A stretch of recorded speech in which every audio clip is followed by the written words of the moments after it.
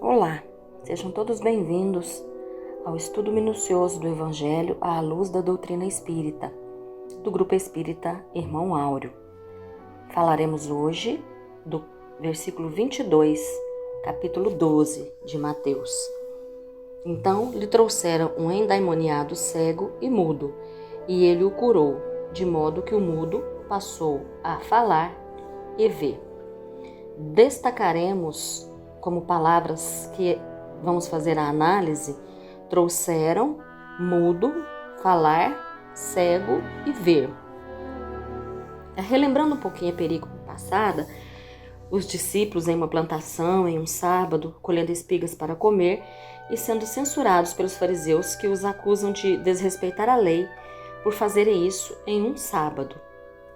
Jesus, entretanto, conhecedor da lei, contrapõe-se, citando passagens do Evangelho, do Antigo Testamento, em que comer é lícito, fazendo comparações de situações para deixar claro o casuísmo dos fariseus e o distanciamento em relação à essência da lei, que é misericórdia.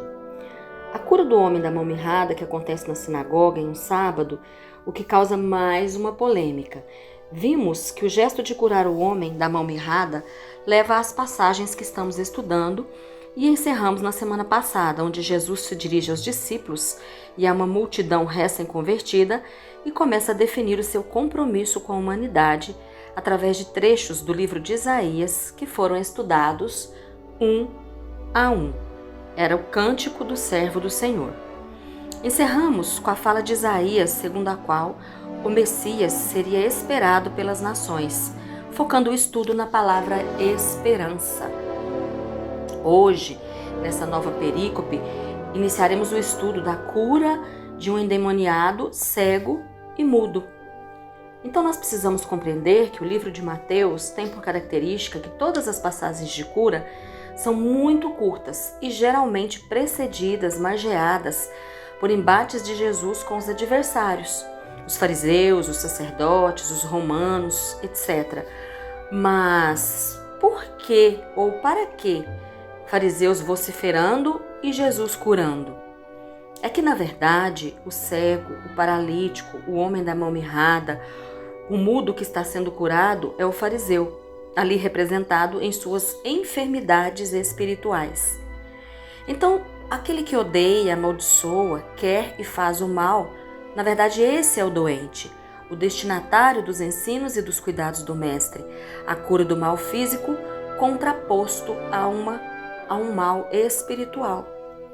Jesus fez muitas curas, foram 3 anos de atividades intensas, mas tais curas foram selecionadas pelos adensadores da obra, escolhendo aquelas que foram realizadas na sequência de episódios de perseguição, exatamente para destacar que o mesmo Jesus que é capaz de curar o mal físico é capaz de curar o mal moral e espiritual.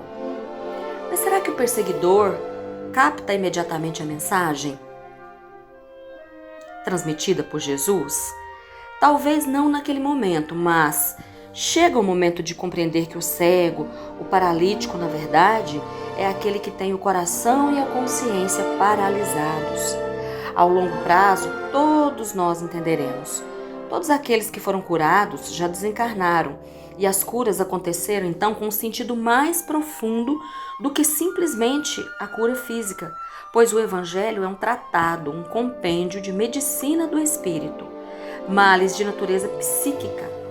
A inveja é uma enfermidade, o ciúme é uma enfermidade, a avareza é uma enfermidade, o ressentimento, o ódio nos deixa cego, o orgulho nos deixa surdo e a preguiça nos deixa paralíticos.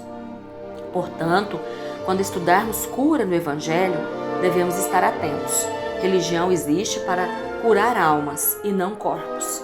Jesus veio desentortar consciências, sanar mazelas de ordem psicomorais. Então, começando propriamente o estudo do versículo, a primeira palavra que destacamos, trouxeram. Quem trouxe esse enfermo para Jesus curar? Utilizando a referência cruzada, ou seja, buscando ocorrências desse tipo de passagem em outros versículos ou evangelistas, vemos registrado por muitas vezes quem trouxe os enfermos para Jesus curar. Na verdade, os fariseus os traziam. Mas eles faziam isso como armadilha. Se Jesus estendesse a mão e não curasse, seria rotulado de charlatão. Portanto, não era o Messias. Se estendesse a mão e curasse, sendo sábado, estava infringindo a lei. O versículo, portanto, fala de perseguidores e antagonistas. Temos perseguidores e antagonistas em nossas vidas? Quem seriam eles? Nós podemos analisar que temos dois tipos de perseguidores: os desencarnados e os encarnados. Por quê? Porque em outras encarnações pisamos no calo de muita gente, causamos prejuízos a muitos corações. Uns hoje encontram-se encarnados ao nosso lado e se dividem em dois tipos: os que têm o nosso DNA, que é a nossa família, e os outros que não têm o nosso DNA, mas com os quais convivemos. São os nossos colegas de trabalho, pessoas que encontramos pelo caminho. Ninguém está em nossa vida por acaso.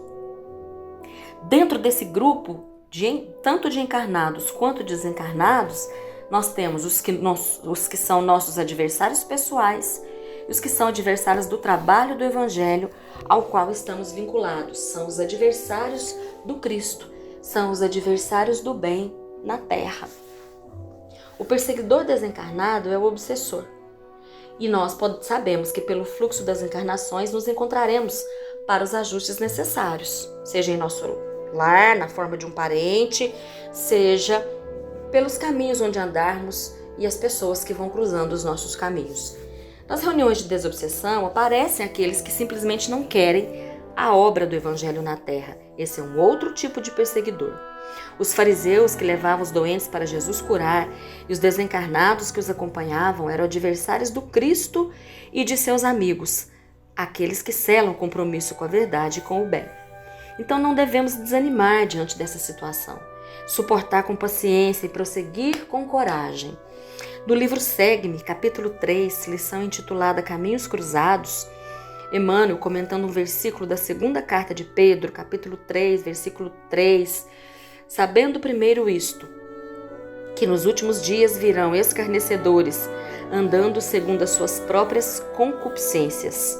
Emmanuel então vai nos dizer assim, que de todos os elementos que tentam perturbar as obras divinas, os escarnecedores são os mais dignos da piedade fraternal.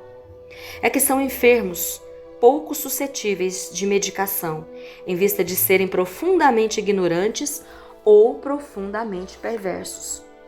A obra divina, entendida em seu sentido mais amplo, é tudo aquilo que Deus criou e tudo que Deus criou para a harmonia e nós desarmonizamos, nós nos comportamos como adversários do Cristo na terra. A ética no mundo é manifestação de Deus entre os homens. Então Emmanuel continua, se algum dia cruzarem-te o caminho, suporta-os com paciência e entrega-os a Deus. Aqui nós devemos entender, pela própria fala, que suportar somente não é suficiente, pois se por dentro estamos fervendo é que ainda não aprendemos. Suportar com paciência é não responder e permanecer em paz internamente. O doente da passagem era cego e mudo. Então, numa segunda análise, de uma segunda palavra, nós vamos ver mudez, que está relacionada à culpa. Quando alguém não pode andar, sente-se com os pés e pernas atados. Quando alguém não pode falar, seja em função da surdez, seja em função do aparelho vocal, a impossibilidade de se expressar é como se tivéssemos amarras, algemas na boca. São mordaças. Não costumamos falar de nossos crimes morais, pois existem coisas que são inconfessáveis. Não falamos nem para aqueles que estão mais próximos de nós. Aquilo que me sangra por dentro, mas eu não falo. Esse erro é uma mordaça. Todos temos essa chaga no coração. Daí a bênção do esquecimento para possibilitar o reajuste e a harmonia da consciência. Aquele que odeia, persegue, na verdade traz em si verdades inconfessáveis. Ainda que não tenha culpa hoje, terá amanhã. Os fariseus, perseguindo Jesus, um dia caem em si e veem na memória o ato praticado. Judas, quando cai em si, sente tanta culpa que enforca-se. Paulo também afirma trazer consigo um espinho na carne. Jesus, que tinha o olhar profundo, curava a mudez física, passando a mensagem de que a dor da culpa precisa ser curada. Cuidado, que sofredor, pensava Jesus. Sua voz também está contida. Ele assim pensava quando olhava para os fariseus. Os fariseus odiavam Jesus, porque esse olhar profundo vasculhava a alma e percebia a dor maior. No episódio da mulher adúltera, a turba sente que Jesus conhecia os segredos inconfessáveis de cada um. Em uma reunião de desobsessão, o espírito consegue falar de seus processos de culpa e chora copiosamente. O bom orientador é aquele que, com carinho e delicadeza, faz o outro arrancar a mordaça. O bom pai é aquele que, com tato e gentileza, às vezes firmeza, consegue fazer o filho falar sobre suas culpas. No livro Saudação de Natal, lição 13, intitulada Tristezas, Emmanuel vai nos dizer que uma tristeza existe com legitimidade inconteste, aquela que decorre do arrependimento por faltas cometidas. Tristeza essa, porém, que não deve perdurar em nós senão pelo estreito tempo necessário do autoexame. Análogo àquele de que se utiliza o estabelecimento de crédito quando cerra temporariamente as portas para balanço. Mesmo aí, é imprescindível soerguer a coragem, confiar e trabalhar, acumulando valores novos para a conquista de perene alegria. Então, Emmanuel está nos dizendo que se existe uma tristeza legítima, é aquela que decorre do arrependimento. Essa devemos ter, e não uma tristeza por ter sofrido faltas. Errar com alguém é problema. A tristeza que sinto quando alguém erra comigo, na verdade, chama-se mágoa. A tristeza que sinto quando falho com alguém chama-se arrependimento. O tempo do autoexame pode ser de uma noite de insônia. Precisamos fazer balanços em nossa consciência e aurir forças para seguir em frente. Caso contrário, prejuízo irreparável, dores morais que se somatizam com reflexos no corpo físico. Admitir o erro e trabalhar com valores novos. Se temos que trabalhar com valores novos, quais são os valores velhos? Aqueles que me deixam cego. Então, falemos um pouquinho sobre a cegueira. Cego para quê? O verbo ouvir é muito comum no Velho Testamento, pois descreve uma etapa vivida pelo povo hebreu onde não existia a tradição escrita, somente a oral. A partir do cativeiro da Babilônia, perceberam que se o invasor matasse a todos, não haveria possibilidade de que os costumes e tradições passassem para frente, e passaram então a escrever. Assim nasceu a Bíblia.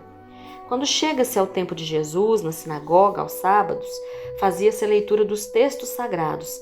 É uma fase em que o ouvir não é tão importante, mas o ver. Quem é capaz de ler é capaz. Quem é capaz de ver é capaz de ler e conhece a lei de Deus. Questão 621 de O Livro dos Espíritos. Onde está escrita a lei de Deus? Na consciência. Ler a lei de Deus, que equivale a ver a lei de Deus, é ser capaz de voltar o olhar espiritual para dentro, para a consciência, ver o que Deus deixou escrito. O versículo, na verdade, está nos dizendo assim: o cego espiritual é aquele que olha para si e não vê nada de errado. Incapaz de ler os bilhetinhos que Deus deixou no mural da consciência. É cego para a lei de Deus. É um processo de olhar para o escuro. O mundo interior é uma caverna escura. O que ilumina esse espaço são as circunstâncias da vida que lançam luz para examinarmos dentro de nós. A encarnação é importante para o conviver que gera circunstâncias iluminadoras. Mostra o que há dentro de nós, a forma como reagimos, agimos diante das situações. Reconheço as tentações que ainda tenho e qual a força que já possuo para enfrentá-las. Exemplo, uma doença pode me trazer saúde, porque me faz ver aquilo em que estou sendo falho. Os antagonistas do amor são cegos, que não enxergam nem com as situações dolorosas da vida. Uma pessoa incapaz de confessar as suas feridas interiores. No livro Construção de Amor, Emmanuel, na lição intitulada Cegos, vai nos dizer: a sombra nos olhos físicos pode ser angustiosa provação, mas a cegueira real é aquela que envolve o coração e a mente na noite da rebeldia ou da ignorância. É por isso que encontramos no mundo cegos de todos os matizes. Precisamos parar e pensar que Emmanuel está falando aqui do sentimento e do raciocínio. Primeiro, os nossos sentimentos são sombrios, escuros. Aí o sentimento, noite, obscurece a razão. As coisas irracionais são movidas pelos sentimentos infelizes. Antes do gesto irrefletido existe um sentimento enfermo. Os nossos ataques de cólera são trágicos e levam a problemas de saúde. Existem os cegos de ciúme, de ambição, de preguiça, prejudicando a si e aos outros sem perceber. Deus deixa bilhetes nos chamando a atenção, mas estamos cegos para enxergar. E continua Emmanuel: para todos esses cegos que cruzam diariamente nossos passos, elevemos ao alto as nossas preces de auxílio, rogando ao Senhor nos mantenha acordados para as próprias responsabilidades, com a suficiente visão para o desempenho dos nossos deveres, ainda que esse despertamento nos visite a cada hora pela bênção edificante das dificuldades ou da dor. Então, muitas vezes, nós nos ocupamos da cegueira do outro e deixamos de enxergar as nossas próprias mazelas. Cego que tenta conduzir cego, e fatalmente ambos cairão em um buraco. A dor possibilita a cura da catarata, o amor e amizade de um servo de Jesus que me fará desengasgar, desatar os nós e confessar os erros. A cura da cegueira vai fazer com que não tropecemos mais. A cura da mudez vai fazer com que eu não sofra mais pelos tropeços que já tive. Deixo de complicar o meu futuro, descomplico o meu passado e vivo o presente enxergando Deus nas circunstâncias, em mim, com clarividência, sem a menor dificuldade de confessar a mudez e a cegueira que um dia eu tive. Quem nos cura é Jesus. Então, diante de ensinamentos tão profundos, que possamos refletir sobre as nossas posições diante da vida, o quanto já conseguimos falar, nos expressar, o quanto já conseguimos enxergar com mais clareza, com mais lucidez, e prossigamos pela vida sabendo que Jesus está ao nosso lado, promovendo a nossa cura dia a dia. Muito obrigada a todos e fiquem com Deus.